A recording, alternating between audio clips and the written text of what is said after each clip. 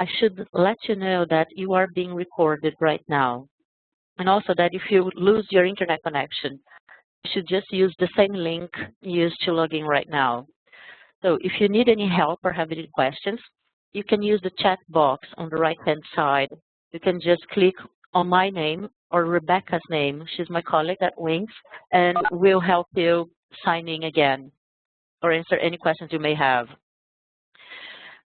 If you can't connect, you can go to audio on the menu at the top and then click on audio conference or speaker microphone audio test. You'll all be muted automatically once you join the webinar so that we will avoid background noise. But if you'd like to ask any questions, you can just unmute yourself by clicking on the red mic by your names on the right-hand side menu. So just a little bit about Wings before we start.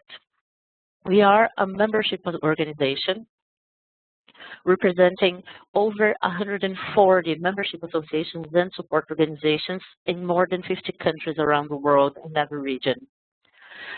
We aim to give voice to these many cultures of giving and at strengthening philanthropy around the world and the philanthropic sector around the world. As part of this goal, we are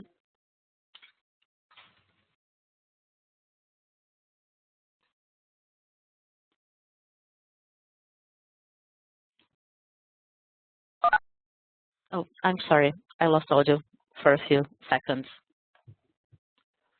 As part of this goal, we are organizing this initiative as a global philanthropy data charter that will be a framework for data sharing and knowledge sharing in the philanthropic sector.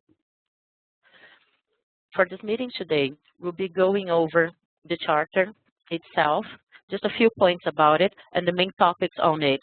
And then we'll be going through a few questions and topics to be discussed. Barry Knight, that's helping us out with the charter, will be joining us and going over it and the questions we might have about it on the document itself and the next steps as dissemination and implementation of the document. And Barry, can I pass it to you? Yes, thank you, Anna. This is Barry here, and you are all part of a process, and you have a really important role today in helping us to co-create the Global Philanthropy Data Charter. This is a process by the field. It started in February with a meeting in Rio where people from the sector came together to draft the document that you have before you. We have since then run a series of webinars and meetings about it, trying to iron out the difficulties. So what you have, what we are considering today is a document that has been through a number of iterations and will continue to go through a number of iterations until it's published in 2014 at the Wings Forum in March as a final document. It is available on the web and on the Wings website, and detailed comments are welcome if you'd like to write. Today we want to go through some of the things that are causing us a few problems and get your views on those, and I'll tell you what they are in a minute. But we'll also start with a very brief run-through of the main points in the Charter, and then towards the end of the webinar, we'll go on to think about its use, how we might actually implement the Charter, what use it will be to you in your context. And I want to assure each one of you that you have a big part to play still in the development of this. We are really making an effort to listen to people and to try to reconcile slightly different points of view, we recognize that unless there's no value in an organization or anybody else producing a document that doesn't have wide ownership in the field, so that this is your charter, and so that in a way I hope that when it comes out you can feel that you've contributed to that process and to the contents of it. The charter itself is a fairly short document. We decided to keep it that way because people tend not to read long things. It explains the background to it, which I've just done. It goes into the vision and the benefits, the scope and design, the stakeholders, that is, who it's for and how it should be used by those stakeholders, the values and principles that lie behind it. And we've identified towards the end some tensions that we'd like to get your mind on. Of course, you make comments on any aspect of the charter. It's just that these number of things, kind of knotty quandaries, difficult points, keep coming up, and we'd especially like your views on those. Essentially, the benefits of the charter are about improving the efficiency of data collection and particularly sharing in the field. The field of philanthropy is growing up and growing fast across the world, and it's really important that we get a comprehensive picture of it, and we believe that data will help, better use of data will improve better use of decision making. That our charter will enable meaningful conversations to take place, and collaborations between researchers in different parts of the world, for example, can take place within a common framework, a common value base. I myself have used it already in the Community Foundation Atlas, which is looking at community philanthropy across the world, and we're encouraging people to give us feedback on how they feel about it, how it is applied when it's used on a real life setting. But what we hope to do is, in the end, to improve the visibility, the understanding, and more important than anything, which I think is a really critical part, is to communicate the contribution of the sector to the world. Despite its fact it's growing, philanthropy still is very small in comparison with some of the other big financial flows in the world, and its unique contribution is not really understood. In the Charter, we address important things like accessibility, who gets access to it, the quality of the data, the issues of sharing and inclusiveness, the fact of leadership, and how do we get this thing to work when it's, like so many things across the world, is based on a distributed form of leadership where there is open architecture, and how we want to not to produce something that's set in stone and a document that simply sits on people's shelves, but actually has real utility and can affect the way that people operate in the real world. And the primary audience for the Charter consists of data providers and collectors, data gathering organizations, and philanthropy organizations that provide data. And the secondary audience consists of organizations serving philanthropy that support the objectives of this Charter and also use the data. Earlier in the month, I was at a meeting in Europe where some active associations came together, and they really felt that the lack of data around their sector was holding back European foundation sector in serious ways. You know, there wasn't a common framework of law so that you couldn't actually get straight definitions or good data sources. And really, if we want our field to grow and flourish and be better understood, we need to address those. We have agreed on a common set of values and principles, accessibility, that data should be accessible by individuals and organizations, and to sort of show what's available and where to find it and how to access it. We should be looking for data standards, particularly the issues of accuracy, reliability, and comparability. Issues of knowledge sharing and inclusiveness. And this other point I made earlier about the fact that we cannot have a centralized power in this. The field is organized laterally. There isn't somebody who can command what goes on. And what we seek is a collaborative, lateral model of leadership where everybody has responsibilities and rights, where power is widely rather than in a single place that is used to settle disputes. That's not the kind of sector that we want to have. Openness and feedback is a critical issue.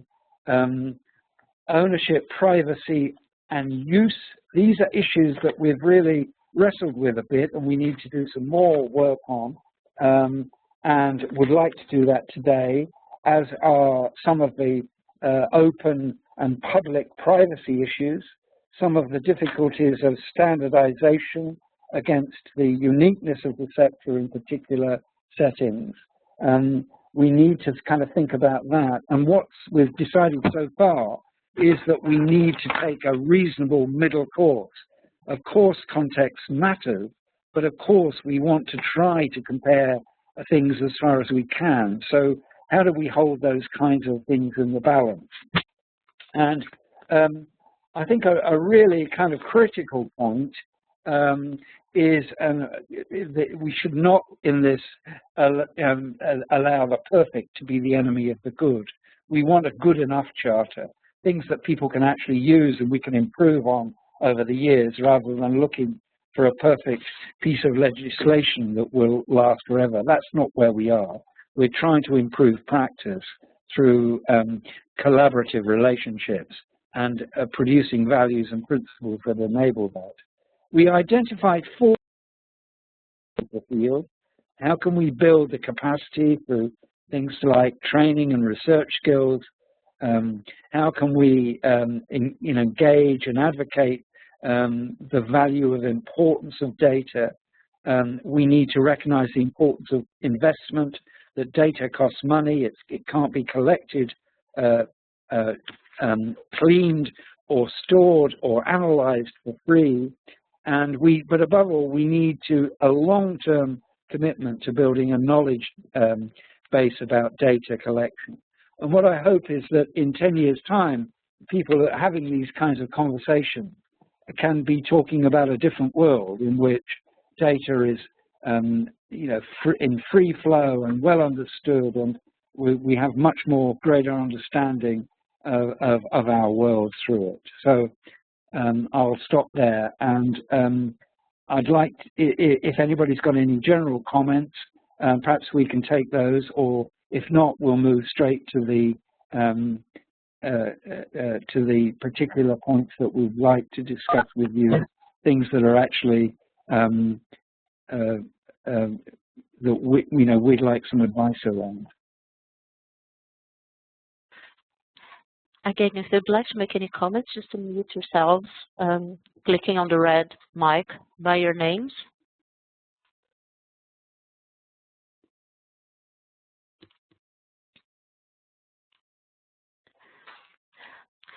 And if not, we can move on to a few topics we highlighted to be discussed during the webinar. Barry?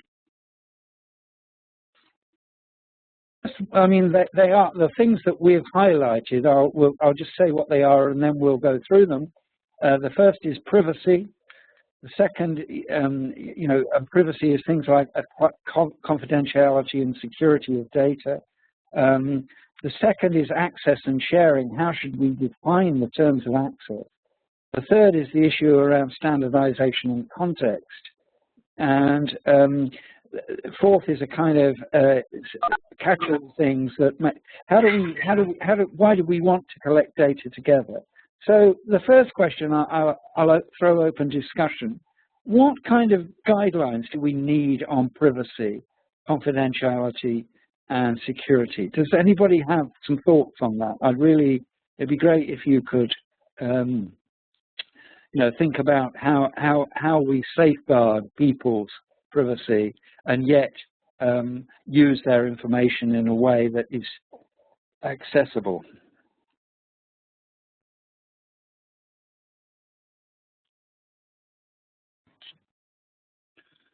Contributors, please. Larry, have you thought about this one at all?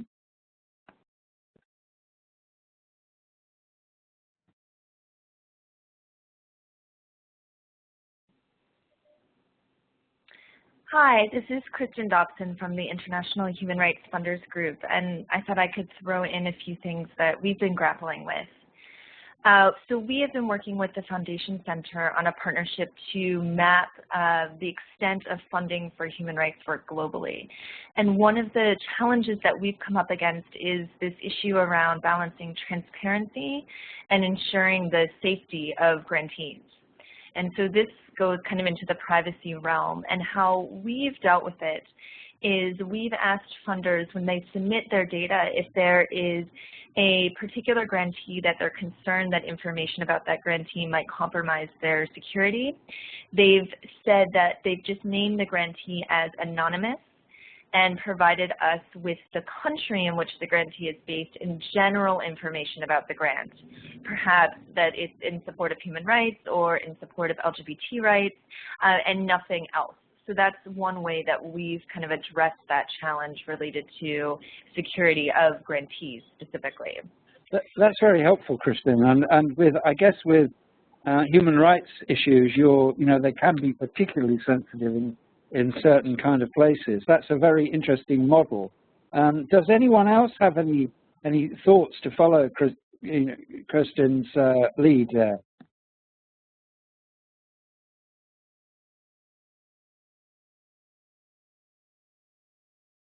Relevant experience around this. Hello.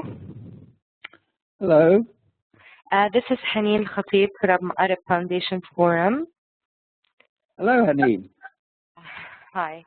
My comment regarding privacy is it's a bit of a sensitive issue with us in the Arab region in terms of the members of AFF and how much they're willing to give information.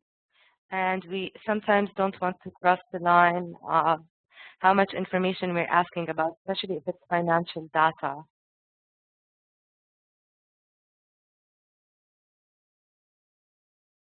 You just don't produce that information. You respect their wishes, do you, and not use it, or do you ask for it and say that you won't actually publish it in individual form?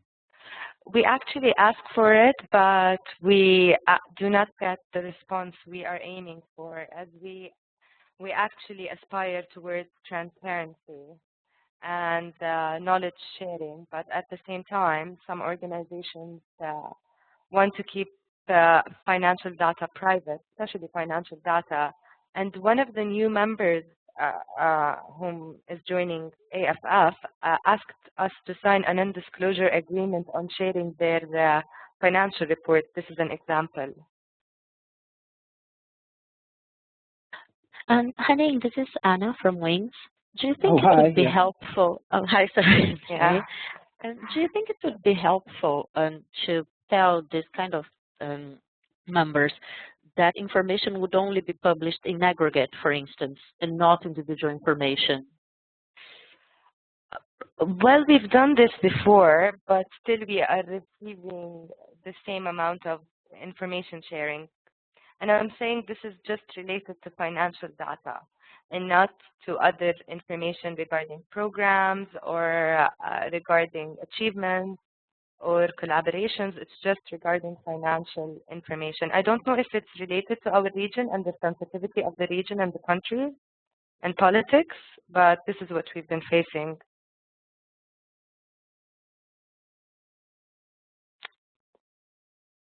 Between privacy and transparency that's emerging here. Does anybody else have any examples from their own experience that that actually bear on this kind of quandary?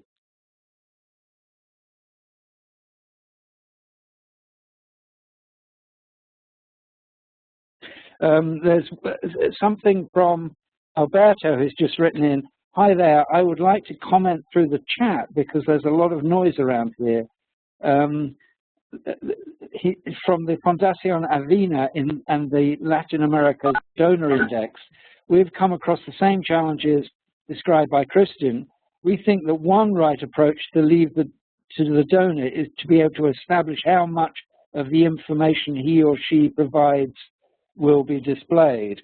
That was, interestingly, one of the findings of the consultation we did last month in Europe, that people felt that what should be published should be in the gift of the person providing the information. Anybody else? Any thoughts on Alberto's comment, a helpful comment, and in the light of the stuff we've had from Kristin and Hanim? Any?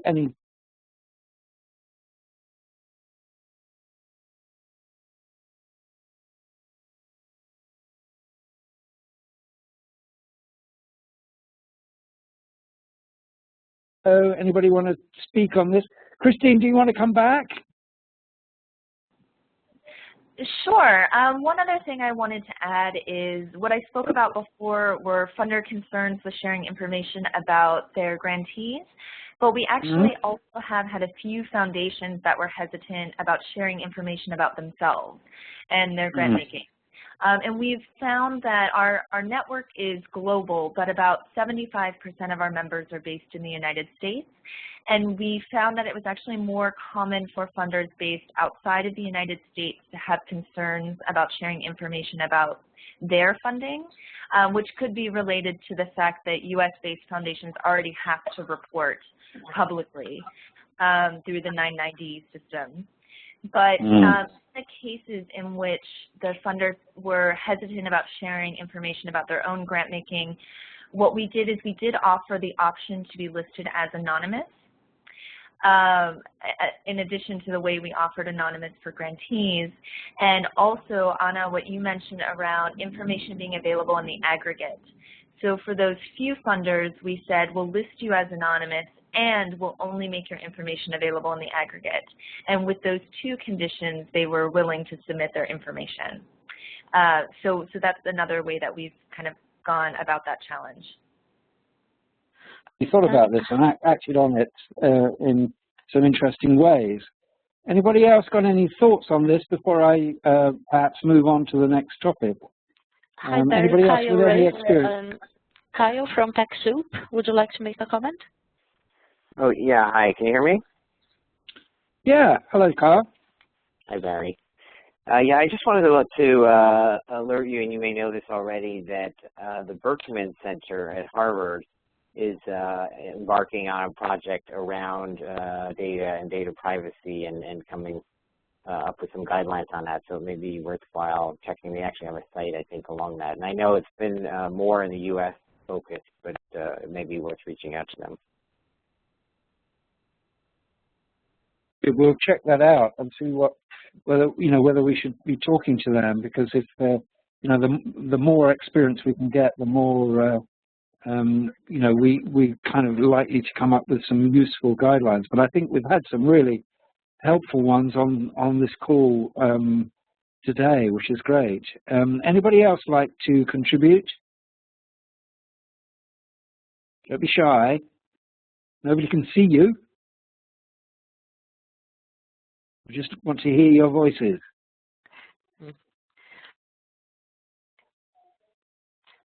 Hi, No? Barry. Maybe we can move on to the next topic. Let's move on to the next thing. This question is around access and sharing, and some issues of concern around whether the organizations that provide data will have access to the resources produced with that information, whether there should be you know, a mechanism by which people can get access to what they've contributed so that they can see themselves in a wider context.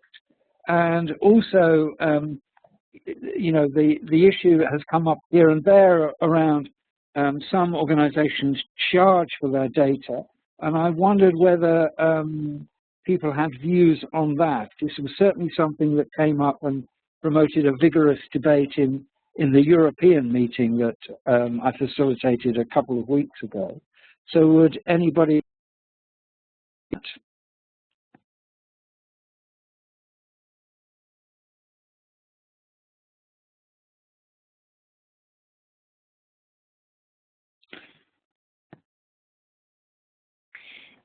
And this is Kristen. Barry, can I ask a clarification question? Would the data that we're talking about be essentially raw data? So foundations would, or funder networks would just submit it directly and it would not be coded or processed in any way? Or are we talking about data that's been received some sort of coding or tags, any effort that's gone into it? Yes, I was the effort that's gone into it, I think, is the critical issue. And of course, there's a cost in.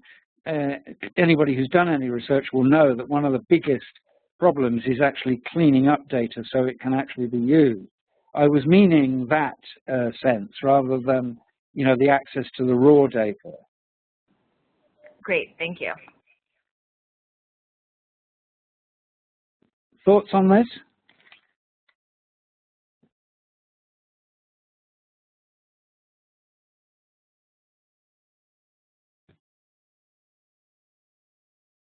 Would any of you see it as a problem if you produce data for somebody and they wouldn't share with you what the results would be?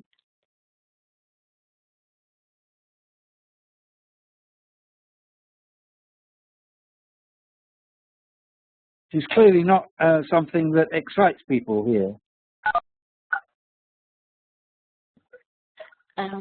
Larry, we have Hillary Pearson would like to make a comment.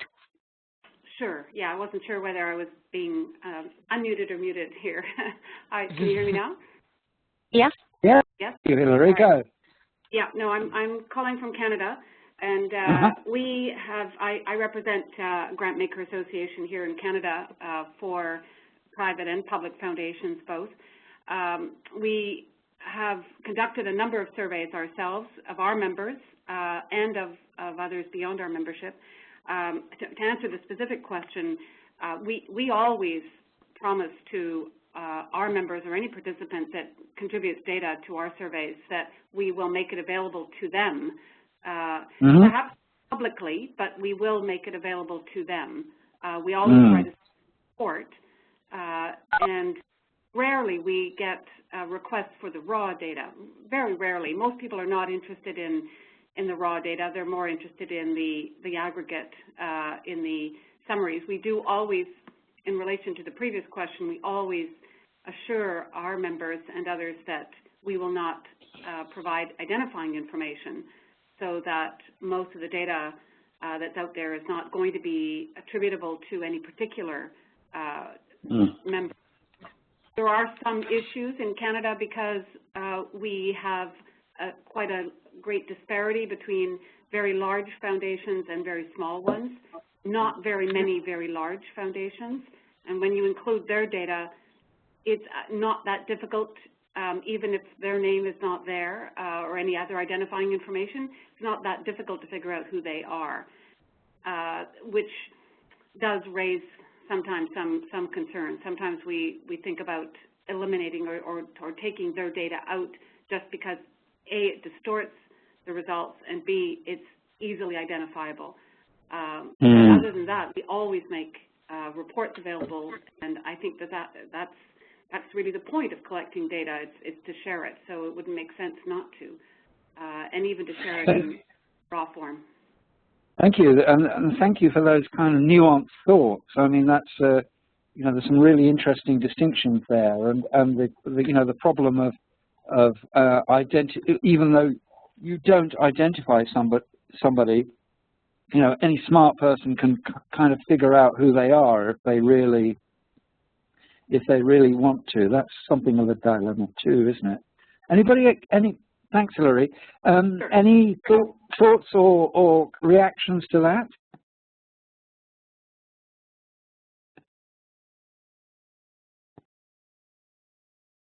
No? Okay, so let's move on. We'll move on now to the issue of standardization, and how do we conciliate the tension between the need for comparability between and interoperability between countries and contexts, and the fact is that the world is so different. How do we actually manage to deal with community foundation study that I was talking about earlier? Has got a huge problem of that, because there is no recognized definition that works everywhere in the world. So we're having to think about that in rather innovative kind of ways. Has anybody any thoughts on the issue of standardization versus context?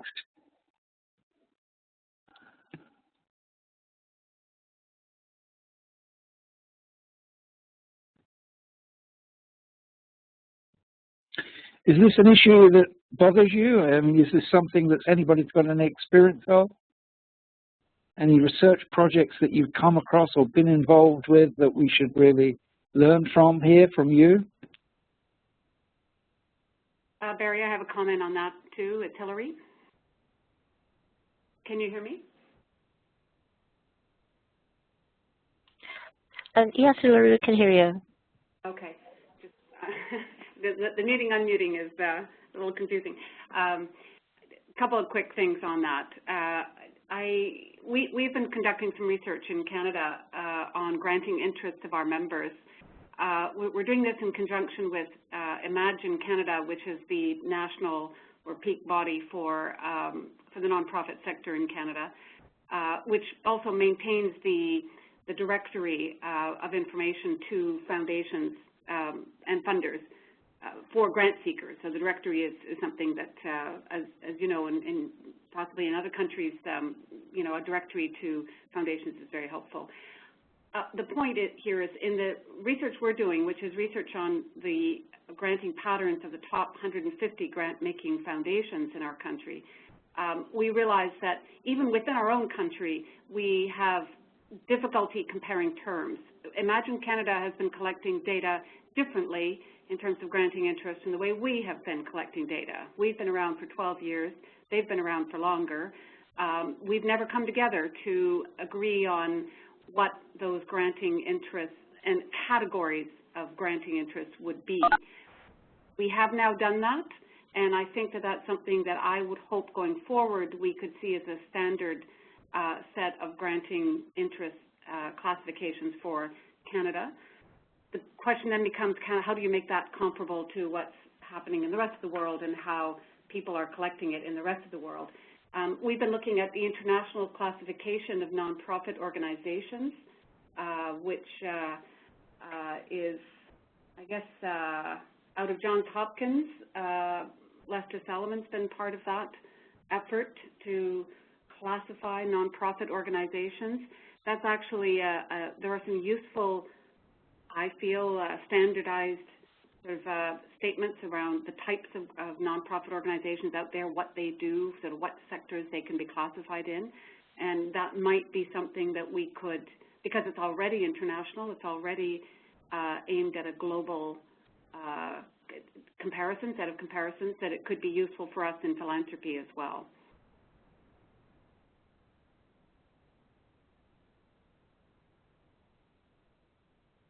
That's very helpful.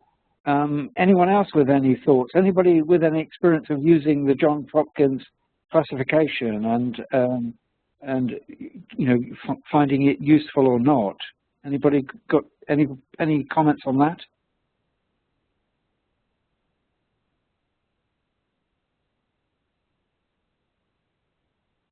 Barry, if I may, there is one more thing to say. It's Hillary again. Yeah. Obviously, the Foundation Center in the U.S. has been working closely with others across the world, including WINGS and the European Foundation Center. And I would, although I haven't spoken directly to people at the Foundation Center about their classification, we've looked at that too. Before we agreed on a list of granting interests with Imagine Canada, we had developed a list of granting interests based on the very extensive list of granting interests that the Foundation Center's developed. That's another starting point, although I find that's quite U.S.-centric. And while there are some categories that are clearly applicable right across the world, there are others that are specific to the United States. And I think there are about 1,300 entries in that granting classification system, which makes it a little unwieldy, I think, for our purposes anyway. We don't want to get down to that kind of granular level. Although clearly for researchers, this would be very, very interesting. The more fine detail you can get in terms of types of grants being made, the better. Yeah, thank you, Hillary. And Larry, would you like to comment on that? Yes, I'm trying to unmute here. Can you hear me okay? We can hear you fine. Yes, hi. This is Larry McGill at the Foundation Center. And we have, as Hillary was saying, quite an extensive taxonomy for classifying the types of activities or the subject matters of grant making in the United States. She is right. There are maybe about 1,300 different categories once you drill down to the third level of detail within various topics. It's, of course, grown out of a lot of back and forth with foundations in the United States over the years as grant making has continued to develop, and we have been able to refine categories to make the information more and more meaningful to practitioners in the field who need sometimes to get very, very specific with each other about the work that they're doing, which is a push in the direction of specificity rather than trying to keep things at the general level. But we have also worked in a number of other areas with respect to the taxonomy, including beneficiary populations, geographical areas served, the types of support that are provided, for example, general operating support, project support, and so forth. And those also are dimensions that are worth thinking about trying to capture when you're talking about attempting to compare grant making around the world. I wanted to say one quick word about a project that we are in the process of working on with the Daphne Network, the Donors and Foundations Networks of Europe. We have recently had the opportunity in partnership with WINGS to examine the kinds of questionnaires that are being used by associations of foundations around the world, and with a specific focus on the Daphne Network associations. And we've been able to identify about 40 questions that tend to be asked most often across these questionnaires. In terms of the issue of trying to standardize things to the point where they could be roughly comparable across countries, a further analysis shows that about 31 of those questions would need not a whole lot of additional work or tweaking in order to bring those into basic agreement with each other. In other words, for those 31 questions, people are asking those questions in ways that are already very close to being comparable and could probably achieve comparability relatively quickly. For another 4 or 5 questions, there would be some challenge in trying to create questions that are comparable across countries. And for 3 or 4 areas, including the issue of the topics or the subject areas of grant making, these issues become very much more complicated. But we feel that with a little bit of work and some time and energy, we could likely come up with a set of questions that could be used as a set of core questions across the Daphne associations, with the ability of the associations, of course, to continue to ask additional questions beyond that core, or to ask questions in their own way to complement those core questions. So it's very interesting to have done that analysis and to see that in some respects we're closer to comparability than we might believe. Thank you, Larry. That's great. I think time will move us on. Are there any other things that people would like to discuss? One thing I would like to discuss is how we should use this. I mean, is this something that we should try to promote as an action plan for people, something we can rally around, or should it be left loose as a kind of value statement where people are free to come in and join as a sort of sign of good practice, or should we try and give this document some kind of teeth, do you think? Any views on that?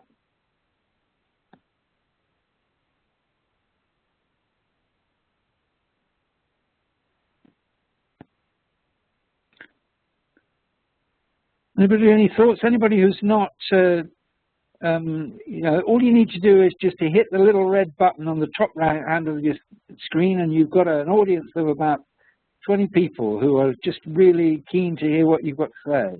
So don't be shy, please. Barry, this is Kristen, and I was just wondering if I could comment very quickly on the last question about standardization. Sure. Yeah. Okay.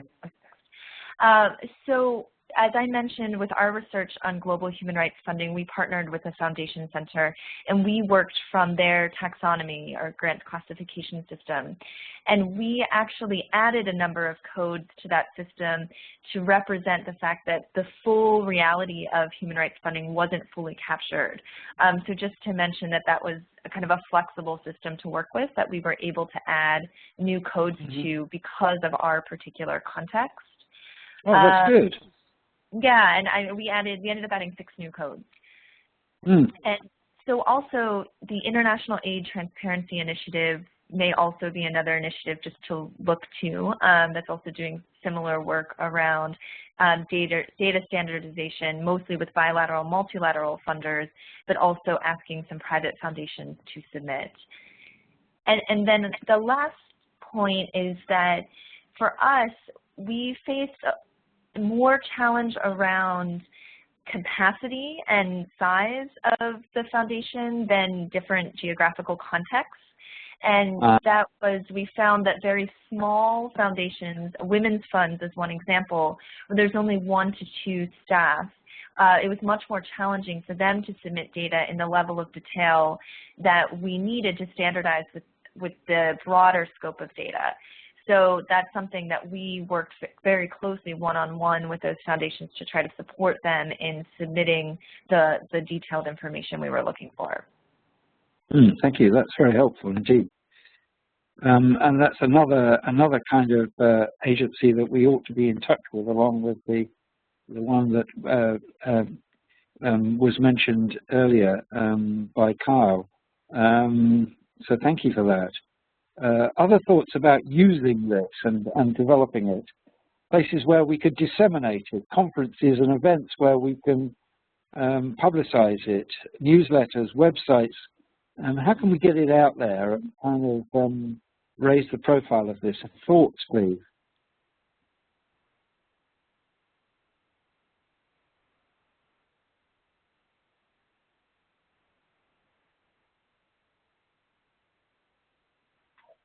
Hi, Barry, this is Anna.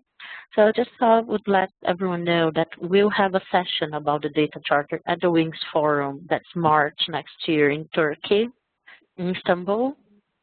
So we're all, of course, welcome to join us and send us suggestions on the session on how it should go and issues you think we should tackle during this session at the forum.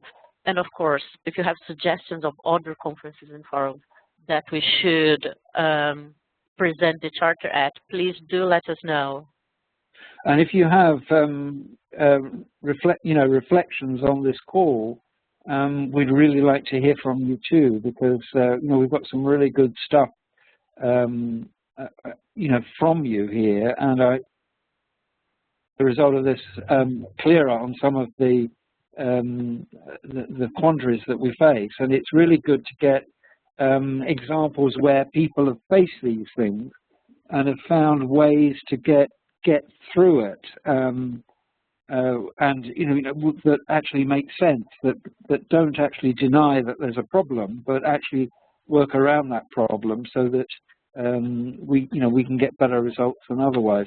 So what we'll do from this is we'll actually revise the data charter in the light of this call, and put it onto the WINGS website. It's on there already, and to consider it going forward, so that this is we're really grateful to have had your participation, and look forward to more from you, and hope that you can find that when we finally get this will actually help to build the knowledge base of philanthropy across the world, which in certain parts is very weak indeed, and we really need to kind of get going in some of the more difficult parts of the world where even the word philanthropy is not well understood, if it exists at all as a word. It obviously exists as a practice.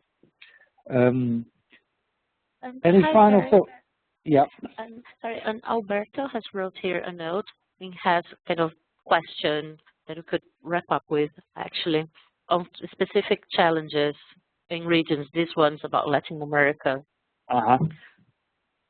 So if the data charter has considered the challenges that raises from the fact that a great deal of donors donate to other donors, because this is a common situation, at least in Latin America. How does the data charter will address this issue? Does it plan to deal with donation funds duplication, for instance? Yeah, well, that's one that hasn't come up before, and I think thank you for that, Alberto. We'll have to give that some thought. And if you yourself have got some thoughts about it, we'd really like to hear them. So, Anna, do you want to sum up?